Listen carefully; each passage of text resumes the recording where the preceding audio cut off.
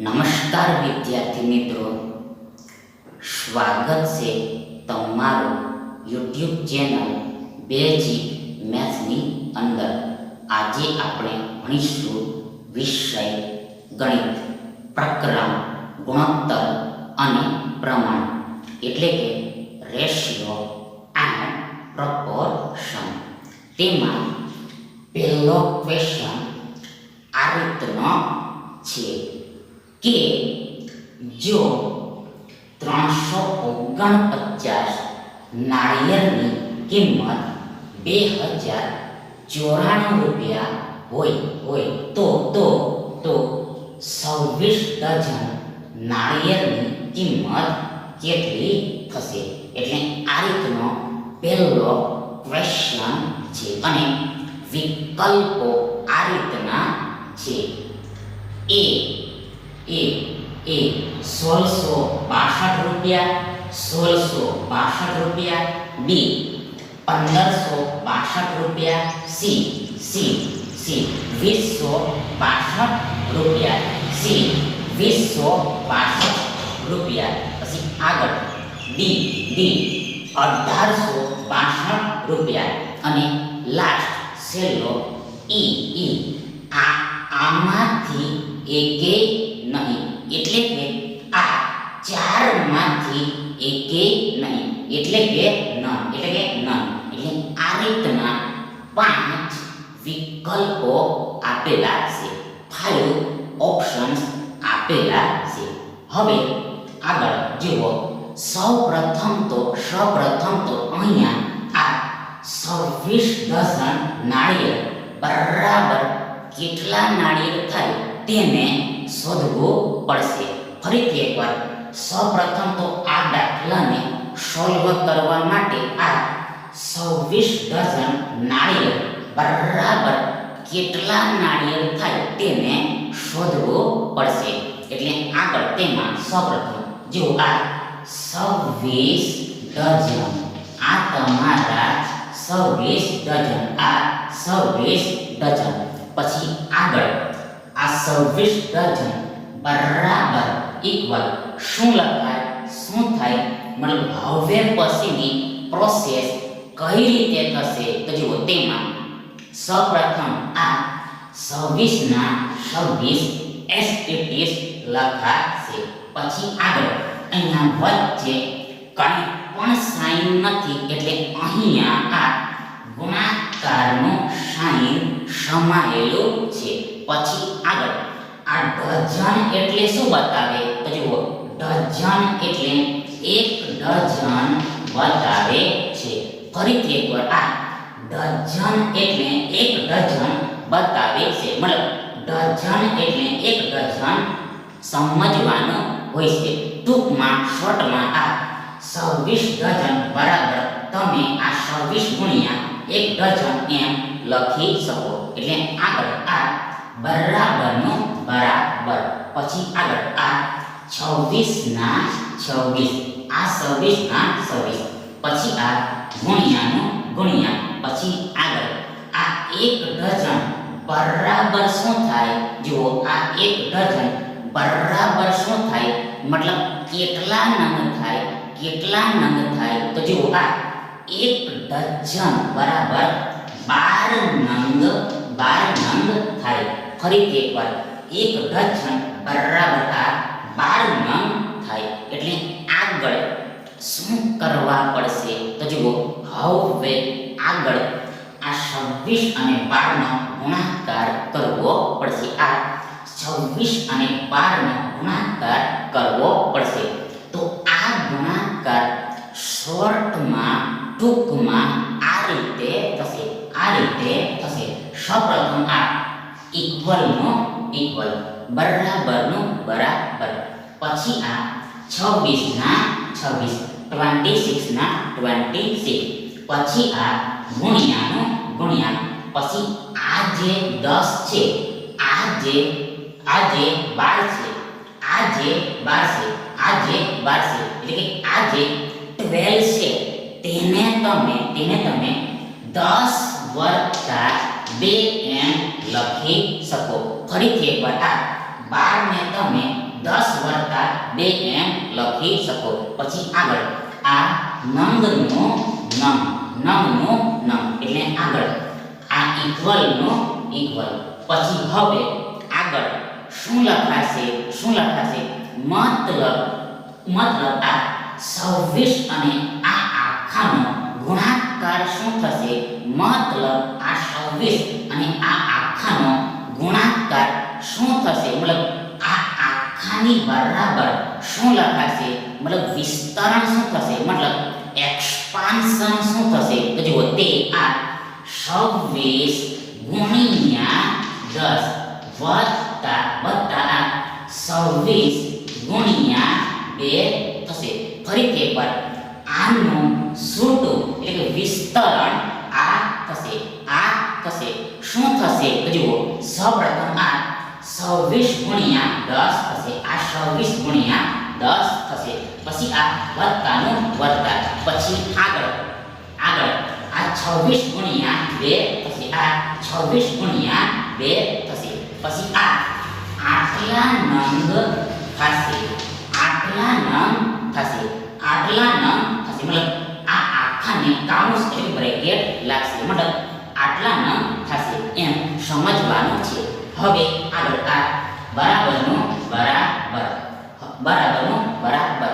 હવે જુઓ આ 26 અને 10 નો ગુણાકાર કેટલો થશે? આ 26 અને 10 નો ગુણાકાર કેટલો થશે? તો જુઓ તેમાં સૌપ્રથમ આ 26 અને 1 નો ગુણાકાર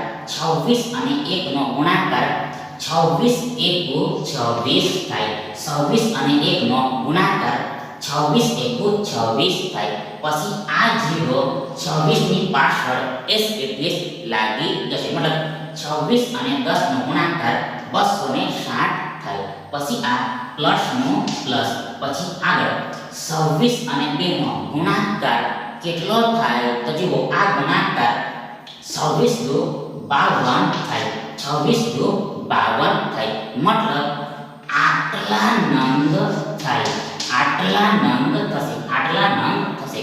એટલે આગળ આ ઇક્વલનો ઇક્વલ બરાબરનું બરાબર. પછી હવે સરવાળો કરવાનો છે. તો આ સરવાળો કઈ રીતે થશે? તો જુઓ સૌપ્રથમ આ 52 ને તમે બે ટુકડામાં લખી શકો. આ 52 ને બે ટુકડામાં લખી શકો. પહેલો ટુકડો 40 નો અને બીજો ટુકડો 12 નો. ફરીથી એકવાર આ 52 ને તમે 40 વત્તા 12 એમ લખી શકો. 40 વત્તા 12 એમ લખી શકો. એટલે આગળ શું થશે? જો આગળ આ 260 માં આપણે 40 ઉમેરીએ. આ 260 માં આપણે 40 ઉમેરીએ તો કેટલા આવે? જો 300 આવે. અને લાસ્ટમાં 300 માં 12 ઉમેરીએ. 300 માં 12 ઉમેરીએ તો કુલ સરવાળો ટોટલ સમ આ 312 થાય. 312 થાય. આ 312 થાય. પછી આ નંગનો નંગ. આ નંગનો નંગ મતલબ 26 ડઝન બરાબર 312 નંગ થાય. ફરીથી આ 26 ડઝન બરાબર આ 312 નંગ થાય. એટલે આ રીતે સૌપ્રથમ સમજવાનું છે. હવે જુઓ આગળ આ 349 નાળિયેરની કિંમત આ 2094 રૂપિયા થાય છે. જુઓ ફરીથી એકવાર સૌપ્રથમ ફર્સ્ટ ઓફ ઓલ આ 349 નાળિયેરની કિંમત આ 2094 રૂપિયા થાય છે. આ 2094 રૂપિયા થાય છે. એટલે હવે આગળ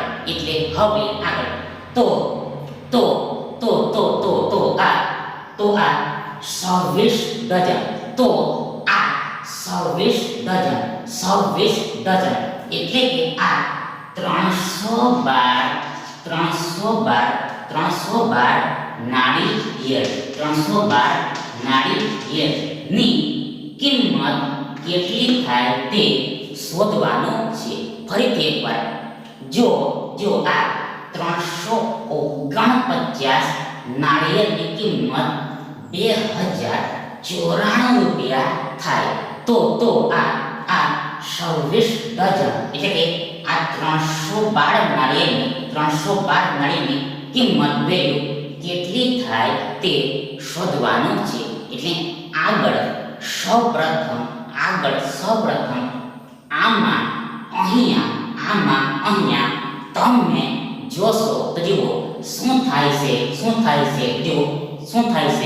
તો જુઓ આમાં અહીંયા આ નાળિયેરમાં ઘટાડો થાય છે. આ નાળિયેરની સંખ્યામાં ઘટાડો થાય છે. એટલે હવે આગળ શું થશે તો જુઓ હવે આગળ આ રૂપિયામાં પણ ઘટાડો થશે.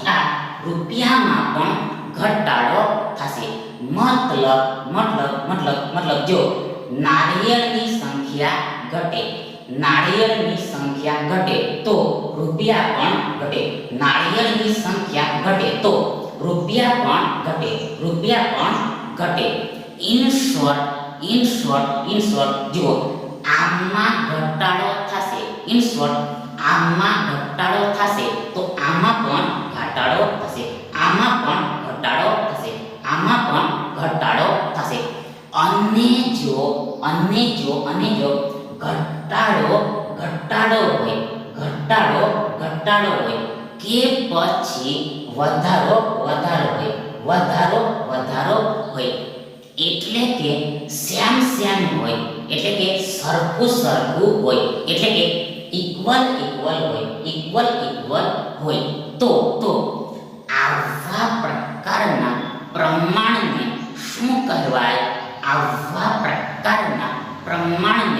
શું કહેવાય? તો જુઓ આવા પ્રકારના પ્રમાણને સમપ્રમાણ એટલે સીધું પ્રમાણ એટલે ડાયરેક્ટ પ્રોપોર્શન કહેવાય. અને સમપ્રમાણમાં શું થાય તો જુઓ સમપ્રમાણમાં આ બંનેનો ગુણાકાર અને આ બંનેનો ગુણાકાર સમાન સરખો એટલે કે ઇક્વલ થાય. એટલે કે આ બંનેનો ગુણાકાર બરાબર આ બંનેનો ગુણાકાર થાય. એટલે આગળ શું લખાશે તો જુઓ આગળ આ 349 નાળિયેર ગુણ્યા આ પ્રશ્નાર્થ ચિહ્ન બરાબર આ 312 નાળિયેર. આ 312 નાળિયેર ગુણ્યા આ 2094 રૂપિયા લખાશે. ગુણ્યા આ 2094 રૂપિયા લખાશે. મતલબ આપણને આ રીતનું સમીકરણ એટલે ઇક્વેશન મળશે. એટલે હવે આગળ શું થશે તો જુઓ આગળ સૌપ્રથમ આ નાળિયેર બંને સાઈડથી કેન્સલ થઈ જશે. આ નાળિયેર ડાબી જમણી સાઈડ કેન્સલ એટલે કટ થઈ જશે. એટલે આગળ માટે ધેરફોર આ પ્રશ્નાર્થ ચિહ્ન બરાબર શું થશે તો જુઓ બરાબર આ 312 ગુણ્યા આ 2094 રૂપિયા. જુઓ ના છેદમાં આ 349 થશે. ફરીથી એકવાર આ પ્રશ્નાર્થ ચિહ્ન બરાબર ઇક્વલ આ 312 ગુણ્યા આ 2094 રૂપિયા ના છેદમાં એટલે ભાગાકારમાં આ 349 થશે. એટલે આ રીતનું આવશે. એટલે હવે આગળ હવે આગળ આ 349 છમ 2094 થઈ જશે. ફરીથી એકવાર આ 349 છમ 2094 થઈ જશે એટલે કે આવી જશે. એટલે આગળ હવે શું કરવા પડશે તો જુઓ, હવે આગળ સિમ્પલ આ 312 અને 6 નો ગુણાકાર કરવો પડશે. આ 312 અને 6 નો ગુણાકાર કરવો પડશે. એટલે આ ગુણાકાર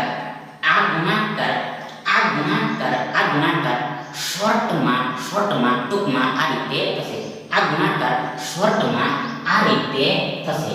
જુઓ, તેમાં સૌપ્રથમ આ માટેનું માટે, પછી આ પ્રશ્નાર્થ ચિહ્નનું પ્રશ્નાર્થ ચિહ્ન, પછી આ બરાબરનું બરાબર એટલે ઇક્વલનું ઇક્વલ. હવે જુઓ ગુણાકારમાં જુઓ, સૌપ્રથમ આ 312 ને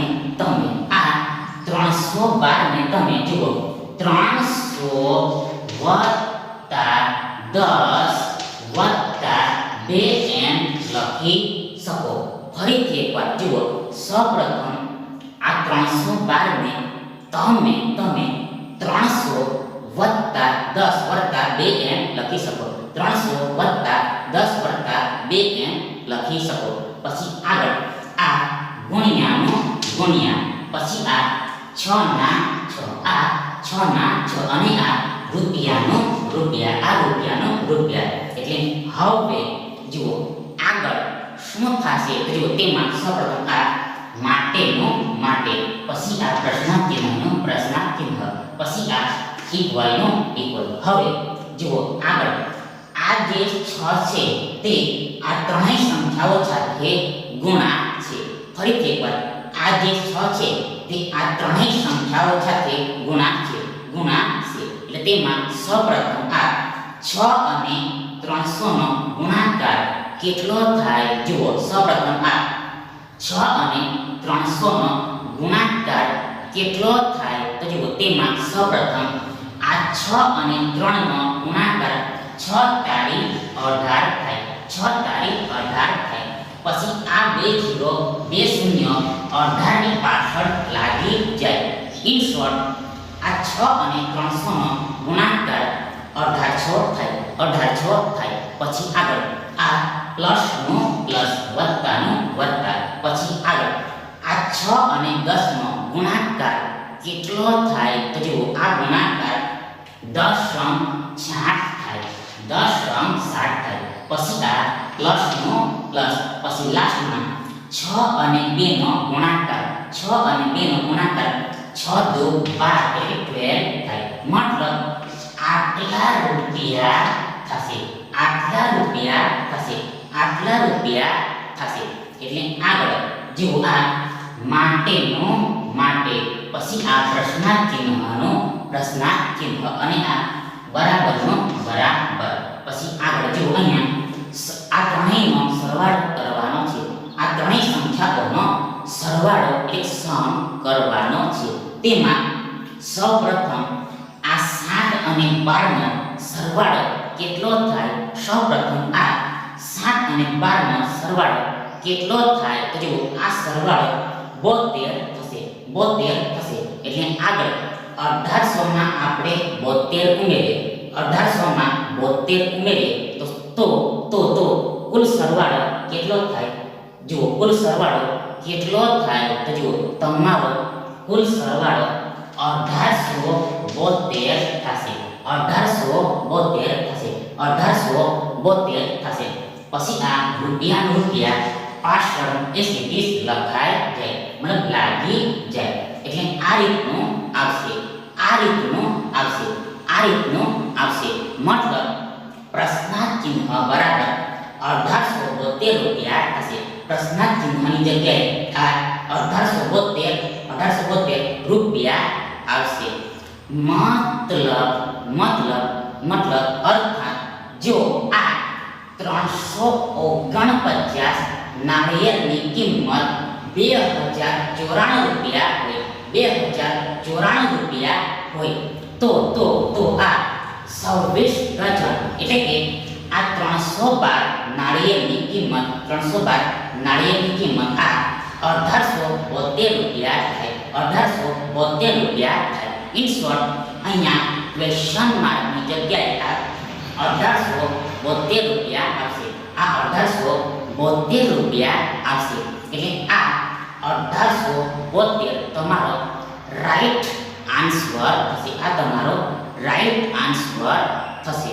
પણ જો ઓપ્શન્સમાં એટલે કે વિકલ્પોમાં તમે જોશો તો જુઓ આ જવાબ તમને ચારેય વિકલ્પોમાં જોવા મળશે નહીં. આ જવાબ તમને ચારેય ઓપ્શન્સમાં એટલે કે ચારેય જવાબોમાં જોવા મળશે નહીં. મતલબ આ વિકલ્પોમાં જોવા મળશે નહીં. એટલે આ દાખલાનો તમારો પર્ટિક્યુલર આન્સર શું થશે? તો જુઓ પર્ટિક્યુલર આન્સર તમારો ઓપ્શન ઈ વિકલ્પ ઈ નન થશે. એટલે કે આમાંથી એકેય નહીં એમ થશે. એટલે કે આ ચારમાંથી એકેય નહીં એમ થશે. એટલે આ રીતે પહેલા પ્રશ્નને પહેલા સવાલને સમજવાનો છે. હવે આગળ બીજો સવાલ આ રીતનો છે કે જો 48 માણસો એક કામ 18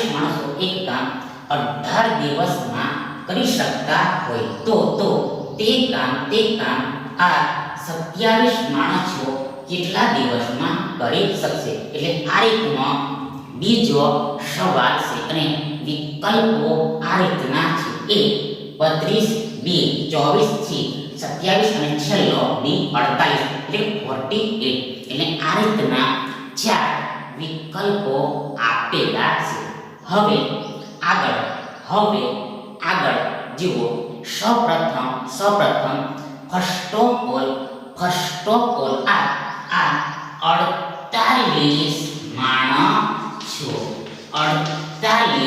માણસો ફરીથી એકવાર સૌપ્રથમ આ 48 માણસો એક કામ 18 દિવસમાં કરી શકે છે. ફરીથી એકવાર આ 48 માણસો એક કામ 18 દિવસમાં કરી શકે છે. 18 દિવસમાં કરી શકે છે. તો આનું આ જ કામ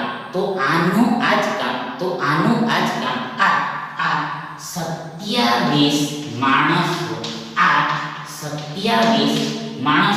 27 માણસો જો આ કેટલા દિવસમાં કરી શકે તે શોધવાનું છે. ફરીથી એકવાર જો આ 48 માણસો એક કામને 18 દિવસમાં કરી શકતા હોય તો આના આ જ કામને આ 27 માણસો કેટલા દિવસમાં કરી શકે તે શોધવાનું છે. એટલે આગળ જુઓ. સૌપ્રથમ આમાં જુઓ. આમાં અહીંયા તમે જોશો. તો જુઓ અહીંયા આ માણસોમાં ઘટાડો થાય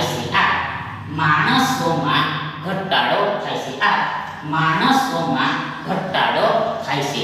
એટલે આગળ શું થશે? જુઓ આગળ આ દિવસોમાં વધારો થશે. મતલબ જો માણસોની સંખ્યા ઘટે તો આ દિવસોની સંખ્યા વધે. કામના દિવસોની સંખ્યા વધે. ઇન શોર્ટ જુઓ આમાં ઘટાડો થશે તો આમાં વધારો થશે.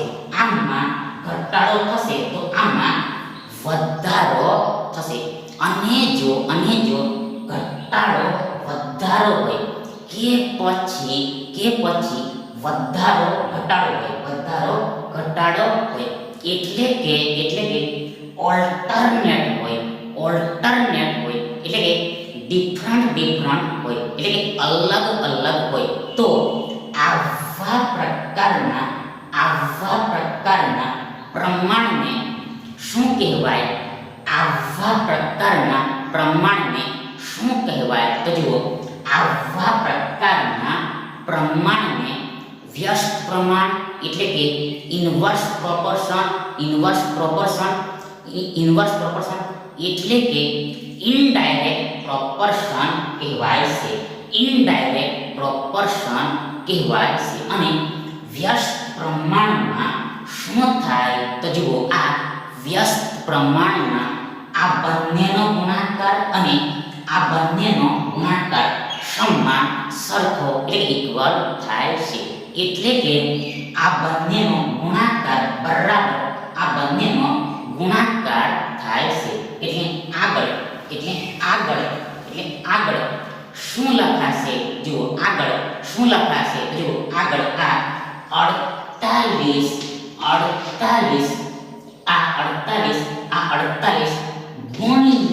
ગુણ્યા આ 18 બરાબર આ 27 ગુણ્યા ક્વેશ્ચન માર્ક લખાશે. ફરીથી એકવાર જુઓ, અહીંયા શું લખાશે? તો અહીંયા આ 48 ગુણ્યા આ 18 બરાબર આ 27 ગુણ્યા ક્વેશ્ચન માર્ક લખાશે. મતલબ આ રીતનું સમીકરણ એટલે ઇક્વેશન મળશે. એટલે આગળ માટે ધેરફોર આ 48 ગુણ્યા 18 આ 48 ગુણ્યા 18 ના છેદમાં આ 27 બરાબર આ પ્રશ્નાર્થ ચિહ્ન થશે. ફરીથી એકવાર આ પ્રશ્નાર્થ ચિહ્ન બરાબર શું થશે? જુઓ, આ પ્રશ્નાર્થ ચિહ્ન બરાબર આ 48 ગુણ્યા 18 ના છેદમાં આ 27 એટલે 27 થશે. પછી આગળ આ 27 ને તમે 9 ગુણ્યા 3 એમ લખી શકો. આ 27 ને તમે 9 ગુણ્યા 3 એમ લખી શકો. મતલબ 9 તારીખ 27 થાય. તે જ પ્રમાણે સિમિલરલી તમે આ 18 ને 9 ગુણ્યા 2 એમ લખી શકો. આ 18 ને તમે 9 ગુણ્યા 2 એમ લખી શકો. મતલબ 9 દુ 18 થાય. 9 દુ 18 થાય. એટલે આગળ આ 9 ઉપર નીચે સરખા હોવાથી કેન્સલ એટલે કટ થઈ જશે. પછી આગળ આ 48 ને 3 વડે ભાગવામાં આવે. આ 48 ને 3 વડે ભાગવામાં આવે તો જુઓ 16 વખતમાં ભાગ લાગશે. 16 ટાઈમ્સમાં ભાગ લાગશે. ફરીથી એકવાર આ 48 ને 3 વડે ભાગવામાં આવે તો જુઓ આ 16 વખતમાં ભાગ લાગે. બીકોઝ 16 તારીખ કેટલા થાય? 48 થાય. 16 તારીખ 48 થાય. એટલે આ રીતે સમજવાનું છે. એટલે લાસ્ટમાં જુઓ આ માટે આ જો બચેલું શું છે? જુઓ ઉપર જુઓ છેદમાં તો બધું જ કેન્સલ થઈ ગયેલું છે. છેદમાં એટલે નીચે બધું જ કેન્સલ થઈ ગયેલું છે. જે કાંઈ પણ બચેલું છે તે ઉપર બચેલું છે. એટલે આગળ જે કાંઈ પણ બચેલું છે એનો સિમ્પલ ગુણાકાર કરી દેવાનો હોય છે. એટલે તમે જોશો જુઓ આ 16 અને 2 બચેલા છે. અર્થાત આ 16 અને 2 નો ગુણાકાર બચેલો છે.